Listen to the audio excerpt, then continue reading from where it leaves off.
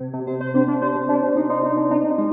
this episode of Scammer Stories, It's not uncommon to have a victim come to our inbox and say, I sent $100,000 today. there's one go-to couple in this awful world of scammer scumbags that are the humble heroes for victims worldwide. I'm April, and I found Will and Ann while searching for information to help me with my mom scammer. Anything you want to know about love scams, Will and Ann know. They dedicate their time answering questions on their Scamming Scammers Action Facebook page and YouTube channel. Will and Ann, they don't make a dime. They're just in it to help others. And it began with their own love story. Well, actually, Ann, my fiance, started the page in 2013. She was a victim of a romance scam, and she just learned about, these types of scams, and before she had never heard of it. And so she started Scamming Scammers to help educate people. And then about a year later, I came across the page, and I had been doing some admin work in previous times on Talk City and different things like that, dealing with Nigerian scammers. So we kind of came together and decided to team up and work together on this page to help educate people. And how many messages did you get back then compared to now? Back then we'd get probably maybe 20, 25 messages a day. And now on a weekend, we can get anywhere from 300 to 500 messages per day. Yeah. This isn't your full-time job, right? Don't you both have other things going on? Oh, yeah. We don't make any money off of this page. Everything we do is for free. I work full-time in the securities industry. I work probably about 75 hours a week. And Ann's actually got a background in financial. She works in the banking industry. So we just do this on our own time just to help people. And what I've noticed is not all of the Facebook scamming victims pages are real. I think yours is the only one that I really trust. They're everywhere. They're like hyenas. We appreciate that. I mean, we pride ourselves on being very transparent. I do live Q&A videos and things like that, so people know that we're legit. We never charge people money. But there are hundreds of anti-scam pages, and some are run by scammers. Describe to me how some of the scams work. Well, there's so many different kinds. Basically, the ones that we tend to focus on the most are romance scams, and that's where a person steals. Mainly, the ones that you're using are military photos, and they'll create a profile, whether it be on a dating site or on Instagram or Facebook, and they'll try to find men and women to talk to and romance them, make them fall in love with the photos, fall in love with the storyline. Normally, they say, they're a widow with one child, looking for a mother, looking for a wife. These scammers basically romance the victim, and then they'll go in and ask for money. They'll make up an excuse and say that they're trapped somewhere, they need to pay for their leave, and they're in the military, and that's where the money and the iTunes cards and things exchange hands. Basically, romance scams, that's what it is. There's so many other different kinds, though. I mean, on social media, we've got lottery Facebook scams. We've got scams now where they're claiming to be employers, and they'll try to get people from the Philippines and places like that to come over and work, and they'll say there's a fee for the processing, etc. So, I mean, the three main ones you're going to have are the romance scams, the lottery scams, and the work scams. Okay, so describe to me, I don't understand the iTunes cards. Why iTunes cards? Basically, iTunes cards are as good as cash to a scammer. A lot of the Nigerians want the iTunes cards because, for one, they don't have to go pick it up at a Western Union. They can get these cards from people, they can get the numbers, and they use them to top up their Apple iPhones. And when they top up their phones, they can keep using WhatsApp, Google Hangouts. It gives them time on their phones. It gives them time to download things. And also, there's a ton of groups on Facebook run by scammers, and they trade these iTunes cards for cash for other goods in Nigeria. It's basically as good as currency to a scammer, and that's why they're asking for them so often. Now, a lot of the scamming victims I've spoken with, the scammer is foreign. Is that mostly the case, or are there some here in the U.S. as well that you've seen? And I hate to say it because, I mean, like I said, there's scammers everywhere, but Nigeria, Ghana is your basic hub for a lot of the romance scams or the fake military scammers. But we've caught people in the United States scamming with fake profiles. There's just as many in Thailand and Malaysia as well, but definitely West Africa is the hub for those types of scams. And do they target the U.S. mainly? No, they actually, different scammers target different parts of the world. We found they do target the U.S., but they'll target Australia, New Zealand, the Philippines, A lot of scammers will target Eastern European men and women because they use photos that they're not familiar with. And so a lot of those victims will come out of places like Poland, Germany, Bulgaria. I mean, it's a worldwide epidemic. And one thing that I ran into with my mother's story is they put money in her bank account to gain trust. Is that something they do often? It's not uncommon. A lot of people will say, oh, I'll never be scammed because I'm poor. And that couldn't be further from the truth. A lot of scammers will say, oh, sweetheart, I'll send you $5,000 and I'll put it in your bank account. And you keep $1,000 and then you send the rest to me. And oftentimes that money is either going to come from another victim who's being told a different story and saying, oh, you need to send this money to an agent, and the agent will actually be victim B, or the money will come through wire fraud. A lot of these scammers are very good at wire fraud. They can hack into banking systems, and they just transfer the money all over the world. And it's very, very common. Have any of the scamming victims that you've spoken to been prosecuted? Yes. We had one lady in particular about 3 months ago. She actually ended up doing a little over a year in jail, and she's on, I think, 4 years of probation and a convicted felon.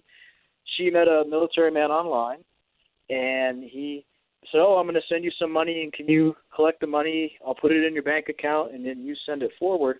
Well, she was doing this very innocently. She didn't realize she was being made into a money mule, and the state that she lived in, I believe it was Michigan, went ahead and prosecuted her for felony fraud, for banking fraud. A lot of them do it innocently. They don't know that they're actually a part of a scam. They think they're in love with this man or woman and they're getting money from this person. This lady in particular, the bank caught on because she was doing so many transactions and the money was coming in from different people from all over the world. And then she was taking some of that money out, wiring it to a bank account in Nigeria, sending it to other people, different bank accounts all over the world. And they caught on to that suspicious activity. But we've come across victims that have volunteered to go ahead and be a money mule for a scammer. And there are tons of people online who will actually put their information out there and volunteer to do it. But at the end of the day, you're putting yourself at risk because the bank and the authorities are not going to go after the scammer in Nigeria. They're going to go after you. And once you're a scamming victim, there's something that happens to your name and your information that the scammers do. Talk about that. Absolutely. Especially if you're a victim who has sent money or iTunes cards, you become what's known as a hot client. And every victim to a scammer is known as a client. So they'll take your profile information. They'll take your friend's information. If you've sent money, they'll go ahead and let other scammers know. They'll post in groups and say, this is a hot client. He or she will go ahead and send money if you're a military profile or if you're a 50-year-old businessman. And they'll just spread your information like wildfire. And before you know it, you'll have 100 friend requests a day from different scammers using fake profiles trying to get money off of you. Here's how Will says to spot a fake profile. Are their friends only foreign? Do they have just a few friends? Military members usually have a ton of friends. Look at funny-looking URLs. Google image search the photo. One of the things I thought was interesting that I learned from one of your YouTube videos is to gain victims' trust, the scammer will actually send food. Yes. That's a very popular thing for a scammer to do. They'll say, oh, have you eaten deer? I'll go ahead and send you a pizza. And oftentimes they'll purchase that food with a stolen credit card and have it sent to your house. And it's a way for scammers to kind of gain your trust because you'll think, well, if he was fake, he wouldn't be able to order me a pizza. And the reality is they're just using someone's stolen credit card. Okay, so what do we need to do to our Facebook profiles to make sure our pictures aren't stolen? You need to lock down your profile. And sadly, this is what happens with a lot of our military guys is they leave their profile photos open and scammers take them. So you need to go through your settings, make all your albums and photos set to friends only. Don't make them public. And you should only have, your wallpaper is always going to be public. But as far as your albums, photos of your kids, things like that, always keep that private. Always keep it friends only. Keep your friends list private. Keep it set as only me. And also your profile photo. We tell people so often, don't use your real photo as your profile photo because scammers will look for, a nice-looking lady or a middle-aged woman, and they'll look for the profile photo, and then they'll message that person. So the best thing you can do is use a photo of your dog or your cat or an inanimate object. That kind of detours scammers from bothering you. So here's the big question. Once you've figured out that you've become a scamming victim, what can you do? Well, it depends on the situation. I mean, if you have sent money, the best thing you can do is file a report if you're in the United States with IC3.gov or with Interpol or your local law enforcement if you're in another country. The next thing you need to do is you need to block the scammer, block him from however he's talking to you. If he's talking to you on WhatsApp or Facebook or any kind of social media, block him, block his phone number, block his email address. Don't confront the scammer because you don't know what kind of element of scammer you're dealing with. Some of them can be very aggressive and brutal. Others will just go away. But the best thing you can do is block. And then once you've done all that, it's going to take time to heal. It's an emotional process. But also make sure your social media is locked down. Make sure you don't have your photos public. Make sure that you delete any apps that you were using to talk to the scammer. So you want to block them out, and you want to prevent any new scammers from trying to get to you as well. And I know you've asked people on your page what would they like to see done about this. I think the consensus is get the social media companies to do something. It's tough because Facebook has deleted our page 3 times. And our first Scamming Scammers, the original page, had almost 50,000 followers. And they closed us down because they said us posting information about scammers and how to stay safe was considered bullying the scammer. And so when it comes to Facebook, my personal opinion is they're very corrupt, and they allow scammers to have groups and pages on their platform where they're trading stolen credit card numbers all day long. And they won't shut those groups down. But yet at the same time, they'll shut anti-scam pages down for harassing scammers. And I think a lot of the fault lies with social media. It lies with these companies like Facebook, which also owns Instagram and WhatsApp. They allow scammers to work on their platform, and they make it easy for them to create these fake profiles. They should be held accountable for what they're doing. I think there should be more security on social media, and I think that there should be more education, and allow groups like us, our page, and other community pages to remain online and educate people. But instead, they're kind of in favor of the scammers. The same goes for dating sites. They know these photos are stolen. They know they're the same stolen photos every time on these fake profiles, yet they still allow these profiles to remain active. And so until social media steps in and says, hey, we have a problem, it's not going to change. I don't know. I'd like to see the Facebook people be called back to Capitol Hill and answer questions on this specific topic. I agree, and I would as well, because, with us, we tried to fight our pages being closed down, and when we tried to contact Facebook, they actually took the help button off of our pages, so we couldn't contact them. And they would not allow us to even speak up and ask them why we were removed from Facebook.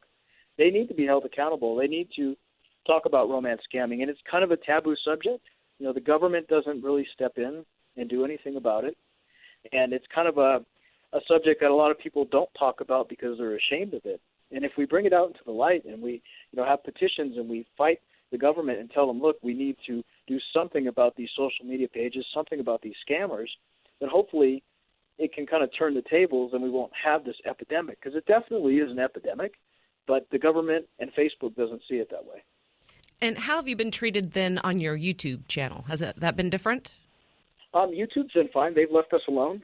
I know there's a couple of anti-scam YouTube channels that have been shut down. So far, they've left us alone.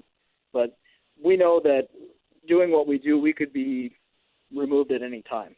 So it's kind of a labor of love. You put all this work into these videos, knowing that the next day they could all be gone. But so far, YouTube has been pretty good for us.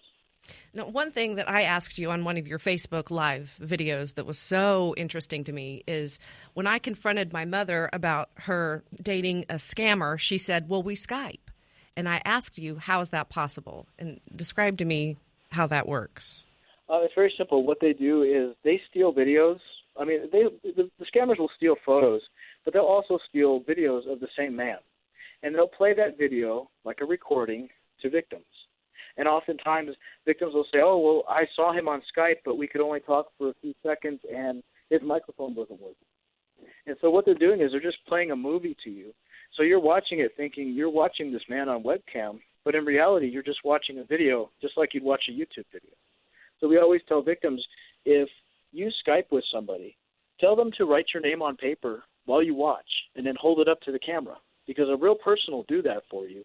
But a scammer will say the camera broke, and they'll shut off the video feed. But that's how they trick a lot of victims. And sometimes they'll play the video, a stolen video, and then they'll just talk over the man's lips moving. So you'll hear, this Nigerian-sounding guy talking over this video of a, soldier. So there's a few tricks you can do. And always, if someone wants to really get to know you, they'll write your name on paper while they're on camera. They won't have a problem with doing that. A lot of the victims have said that their scammer wanted to keep them sleep deprived, so they'd talk to them at all hours of the night, and they suspected that they were talking to multiple scammers. Oh, yeah. Scammers work in shifts. A really good scammer will have 2 or 3 scammers in his group, and they'll talk to a victim and keep them up 24 hours a day. And a lot of our scammers and a lot of the scam chats I get, anywhere from midnight until 6 o'clock in the morning, these scammers are online talking to victims because it's daytime in West Africa. But they'll have 2 or 3 scammers on one fake profile, and you'll maybe talk to one scammer in the morning who's well-educated, well-versed in the English language, and then maybe in the afternoon you'll talk to the same profile, but it's a different scammer who's less educated. So they do keep victims sleep-deprived. They keep them in a bunch of drama. They let them think that, their loved one is hurt, there's something wrong. They don't give you time to stop and analyze the story. But they do definitely sleep deprive a lot of victims. And we've had so many victims tell us, you know what, I wouldn't have sent that money if I wouldn't have been sleep deprived and been up for 24 hours. And they know that, and that's what they do. Now, one of the things I want to learn more about, something you've said before, is you've been able to kind of mess with the scammer's bag. Tell us some of those stories. Well, we don't we never scam the scammer. We never take any money from them or do anything like that. But I will talk to them as an old lady. I have several profiles online where I will voice chat with them as an old woman, and I kind of play with them and just make them think that I'm in love with them and that, oh yes, I'm going to go send you money. And I've sent scammers down to Western Union 6 or 7 times in a day, and there's no money. And I'd rather them talk to me and waste time with me than actually talk to someone who might send them money. And so we'll voice chat with them and record the videos and then upload them. And that gives victims or potential victims a chance to kind of listen to the accent, listen to the storyline. And we've had so many victims tell us, because of your videos, I recognize the accent. I knew I was talking to a Nigerian scammer. So we kind of play with them a little bit. We don't recommend people doing that because some scammers are nasty. We've had scammers come after us for kind of playing with them. But like I said, I'd rather they waste their time with me than with a potential victim. One thing that concerns me is I've heard that some of these elderly women will go to the bank and they'll be muling the money or whatever, and there will be someone watching them from the bank to their home or home to the bank to make sure that they don't take off with the money. It can happen. I mean, so often people think, oh, well, the scammers in Ghana or Nigeria, but there are scammers who are in West Africa but also have connections in the States. And we've had victims who've told us that they've had to stay on the phone with the scammer while they went to the bank. We've had victims tell us that they've gone to the bank and the scammer has said, there's a man in a blue T-shirt that he's making sure that you get that money out. And sure enough, there'll be somebody there watching. A good scammer, a really good criminal network, will have different people in the States or in Europe watching to make sure you do get that money. And those are the more top-level scammers. They're not going to play around with you. They're going to make sure they get the money. And often those type of scammers are looking at $10,000, $20,000, $100,000 marks. They're not looking at, a $50 iTunes card. But, yes, they do send people, and they have sent people to victims' houses before as well. And what do they use the money for?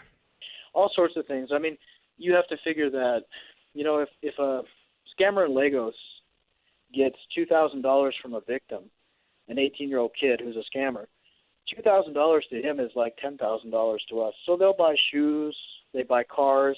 The Toyota Camry is the number one car bought by scammers. It's their favorite car to buy. They buy clothing, they buy brand-name top-shelf alcohol, they buy drugs, they buy houses. We've seen scammers buy million-dollar houses with their money. Some buy food with it, some buy high-end electronics, anything you can think of. I mean, you got a kid 18 years old making more money in a month then I'll make all year working. And I thought it was interesting. It was last week or the week before, new numbers on how much money the scammers from overseas are taking from Americans. And they said it was, over 100 million. I've seen over 100 million and I've seen over 200 million. But how would you come up with a number when people aren't coming forward? They're ashamed. That number is probably double, quadruple even what they've come up with. I think it's a lot more than that. And I think if every single person reported being a scam victim, you'd see $500 million easily. Because in any given day in our inbox, we'll probably have $250,000 worth of money that victims have sent. I mean, it's not uncommon to have a victim come to our inbox and say, I sent $100,000 today. So I think if they really had the numbers accurately done, it would be, you're right, quadruple, if not more. Because I think people, like I said, are ashamed. They don't want to admit, I sent money to a man I've never met. So they don't report it. And we've had many victims who have refused to report it, and they've sent upwards of $500,000. Have you ever talked to a victim that's been able to get their money back?